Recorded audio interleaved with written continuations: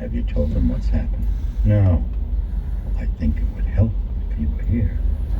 Listen, nothing's going to help except something out of sight, Chris erupted in a voice that was loud and quavering. I believe you should send for it. Why? It would...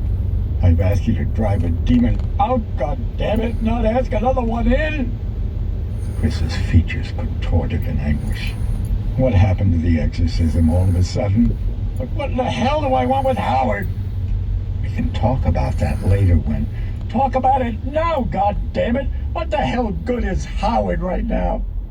Well, there's probably a strong probability that Reagan's disorder is rooted in guilt.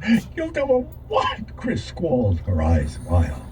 It could... Over the divorce? Over that psychiatric bullshit? Now, Reagan feels guilty because she killed Bert Dennings! Chris shrieked, her hands lifted and fists pressed against her temples. She killed him!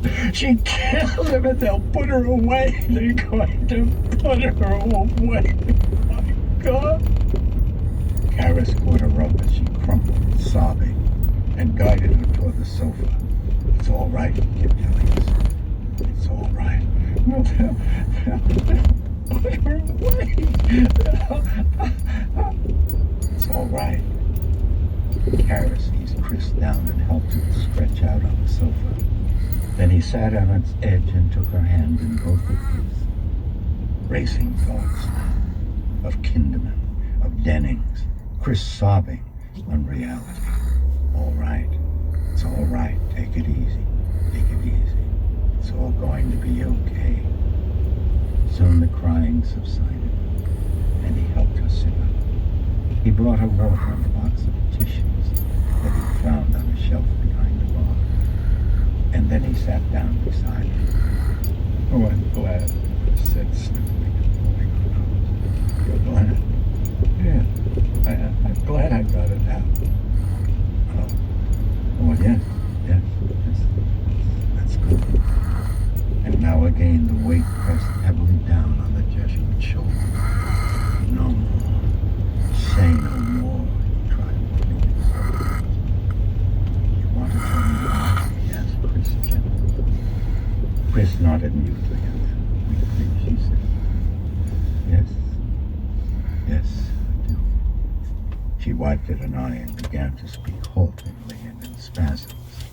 Of Kinderman, of the narrow strips torn from the edges of the witchcraft book, and of a certainty that Dennings had been up in Reagan's bedroom on the night he had died, of Reagan's abnormally great strength, and of the Dennings personality Chris thought she had seen, with his head turned around and facing back. Finished, he pleaded.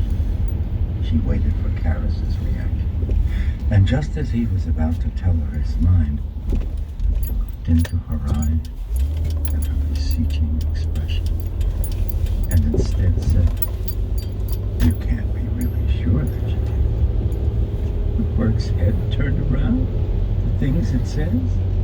Well, you hit your own head pretty hard against the wall, Karis answered. You were also in shock. You imagined. Holding Karis's gaze with dead eyes, Chris said quietly, No, Bert told me that she did. She pushed him out the window, and she killed him. Momentarily stunned, the priest stared at her blankly, then gathered herself. Her daughter's mind is deranged, and so her statements mean nothing. Chris lowered her head and shook it. I don't know, she said, barely audibly. I don't know if her daughter is right. I think she did it, and so maybe she could kill someone else. I don't know. She turned a hopeless, hollow stare back to Karis, and in a throaty, husky whisper she asked him, What should I do? Karis inwardly sagged.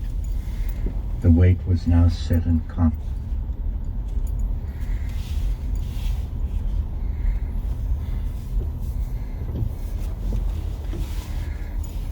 You know which one?